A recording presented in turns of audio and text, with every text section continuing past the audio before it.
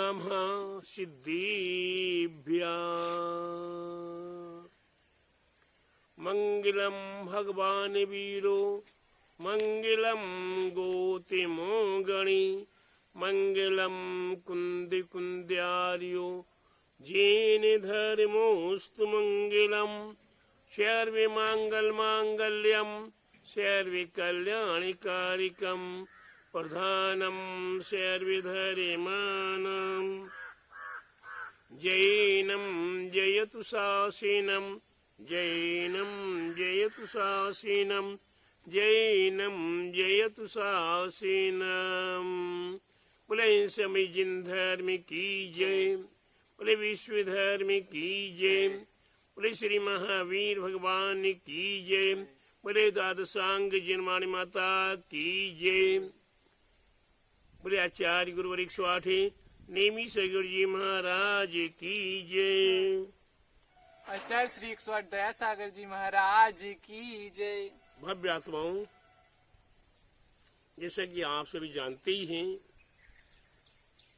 कि हर धर्म के अंदर कोई न कोई एक मुख्य ग्रंथ हुआ करता है।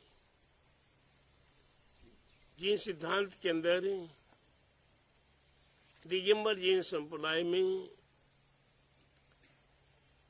मूल ग्रंथ तत्वार्थ सूत्र है। इस तत्वार्थ सूत्र को जब जब भी पर्व आते हैं, अष्टमी चतुर्दशी का पर्व आता है, दश लक्षण पर्व राज आता है, हमारे आचार्य विद्यासागर जी से लेके अन्य आचार्य साधु संत 10 लक्षण पर्व राज के अवसर पर 10 अध्यायों का पाठ किया करते हैं।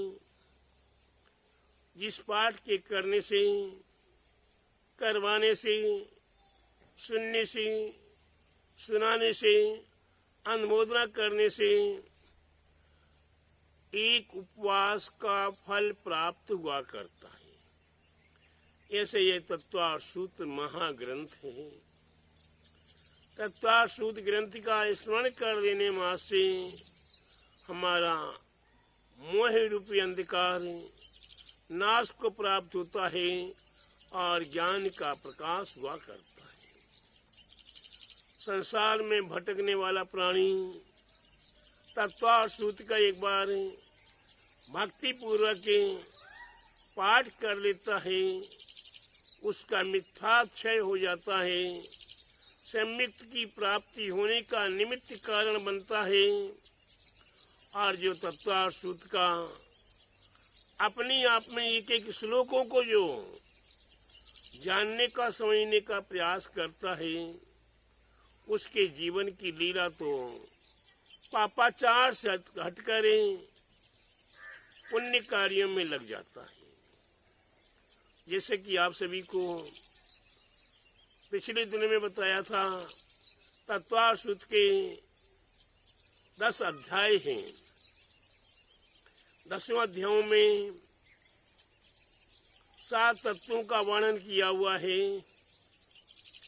पहले से लेकर 4 अध्याय तक जीव तत्व का वर्णन किया हुआ है। पहले अध्याय में सम्यक दर्शन और सम्यक ज्ञान का वर्णन किया हुआ है। दूसरे अध्याय में जीव के भावों का वर्णन किया हुआ है। तीसरे अध्याय में नारकी जीवों का आदि का वर्णन किया हुआ है। और चौथे अध्याय में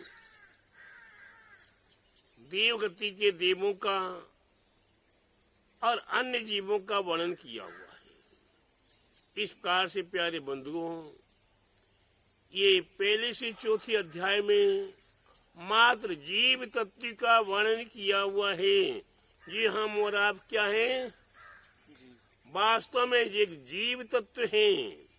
इस जीव तत्व को हमें जानना है, पहचानना है, समझना है और इस जीव तत्व को खोज कर हमें उसमें रमण करने की आवश्यकता है।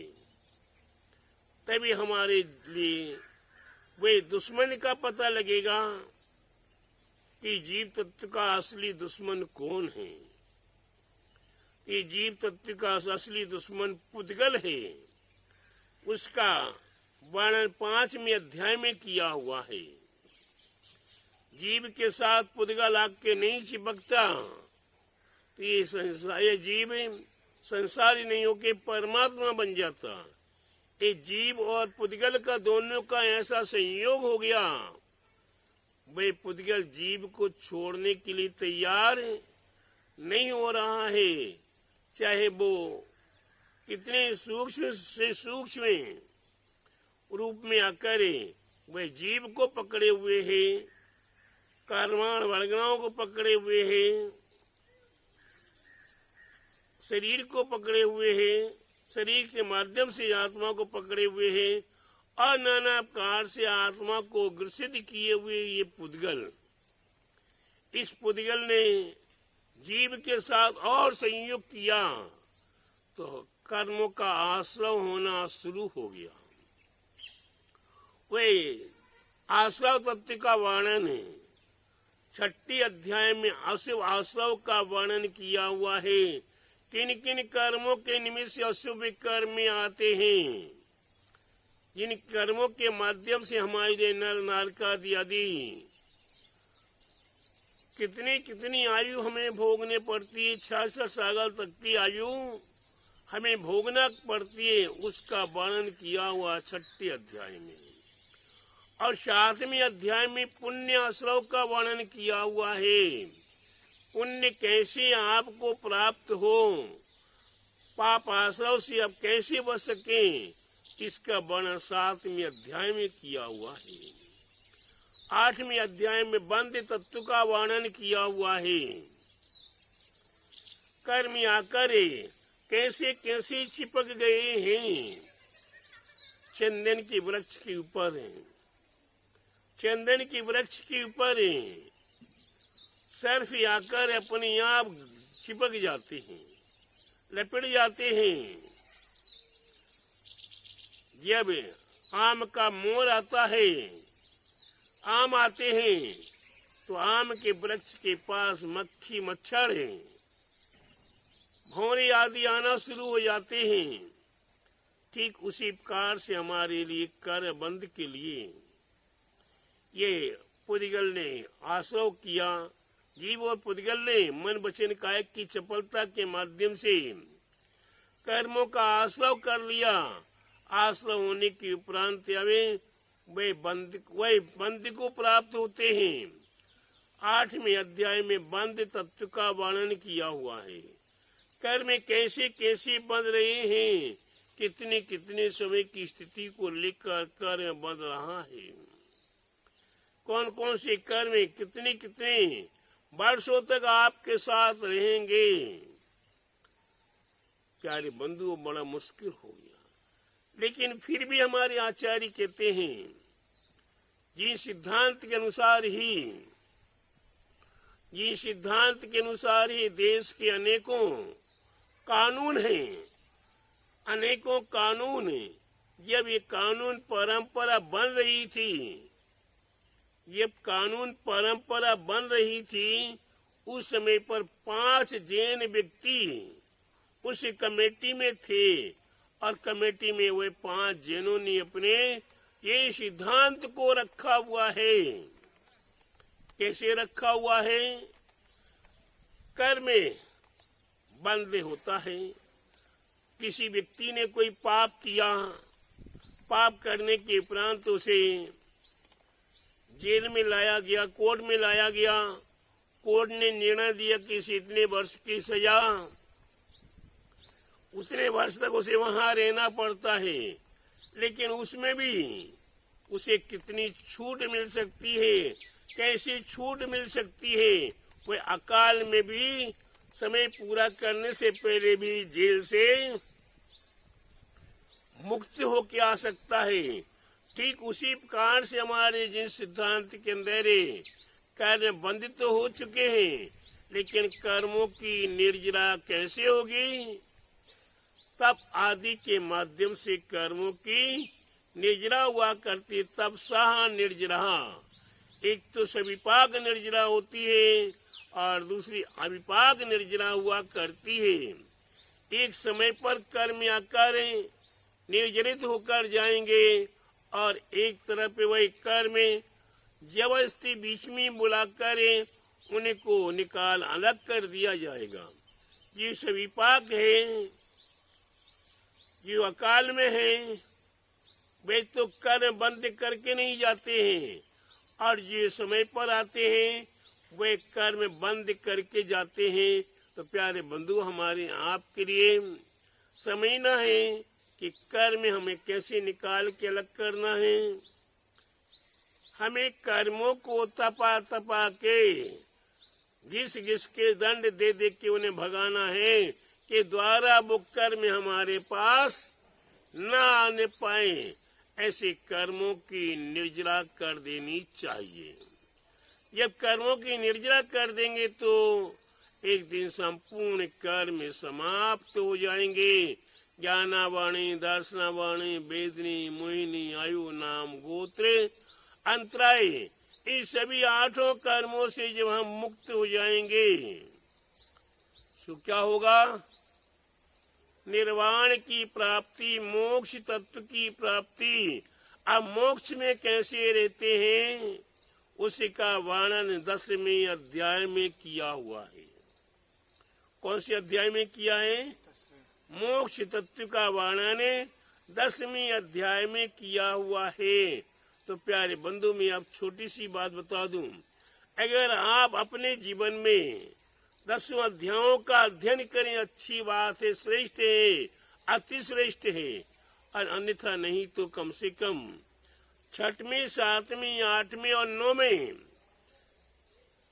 4 अध्यायों का आप अवलोकन 1 बार, 2 बार, 3 बार, 4 बार, कई बार तत्वार सूत्र के 6वें, 7वें, 8वें और 9वें अध्याय का अगर आप अवलोकन करना शुरू कर दें और फिर समाधान अपने गुरुजनों से प्राप्त करें, तो शायद है कि आपके जीवन की लीला कितनी भी बिगड़ी हो, कितनी भी विपरीत हो, उसके बाद भी आप अपने में आ जाओगे।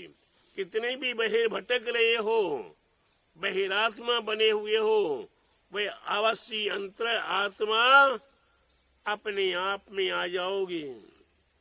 सिर्फ कहीं भी भटक रहा हुआ हो, टेढ़ा मेढ़ा चल रहा हो, लेकिन एक समय आता है कि वह अपने बिल में जाता है, और जब बिल में जाता है तो बिल्कुल सीधा प्लेन हो जाता है।